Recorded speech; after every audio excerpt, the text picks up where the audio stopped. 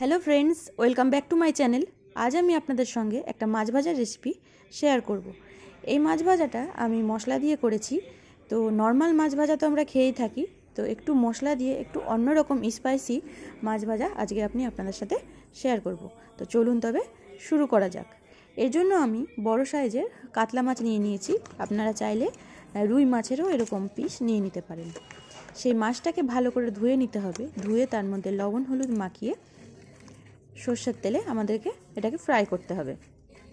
এই মাছ ভাজাটা যেরকম ভাত দিয়ে তো খাওয়া যাবেই, কিন্তু খালি মুখে খেতে খুব টেস্টি লাগে। তো আমি এরকম সর্ষের তেলের মধ্যে হালকা করে মাছগুলোকে প্রথমে ভেজে তুলে নেব।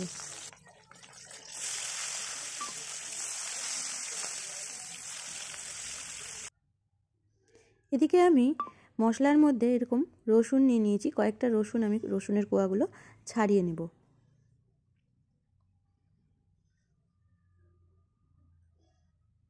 এখানে মশলার মধ্যে খুব সিম্পল রসুন আর আমি শুকনো লঙ্কা ব্যবহার করব। ঝালটা যদি আপনারা বেশি খান তবে ঝালটা এখানে আরও দুটো লঙ্কা বেশি অ্যাড করতে পারেন।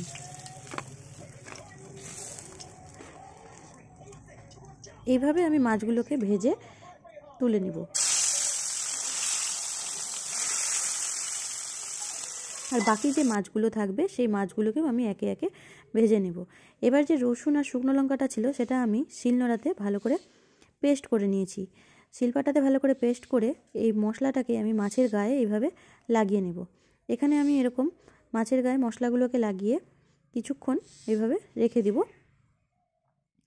তারপরে সামান্য একটু তেলের মধ্যে কম আঁচে আমি ধীরে ধীরে এটাকে ভেজে নেব। এখানে আর কোনো তেমন আমি মশলা অ্যাড করিনি, শুধুমাত্র রসুন আর শুকনো লঙ্কা। এতেই এত সুন্দর একটা স্বাদ হয়, একবার অবশ্যই আপনারা ট্রাই করে দেখতে পারেন।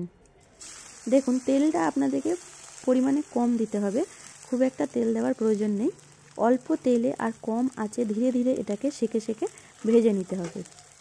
মাছটা যেহেতু ভাজা আছে, শুধুমাত্র মশলাটা আমাদেরকে হালকা হালকা করে ভাজা ভাজা করে নিতে হবে।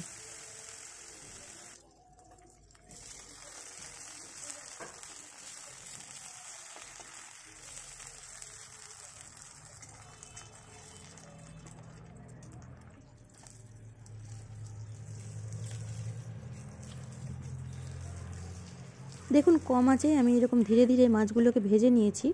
এবার মাছগুলো ভাজা হয়ে গেলে আমি তুলে নিব। এখানে আমি 3 পিস করেছি, আর বাকিটি আমি নর্মাল ফ্রাই রেখেছি।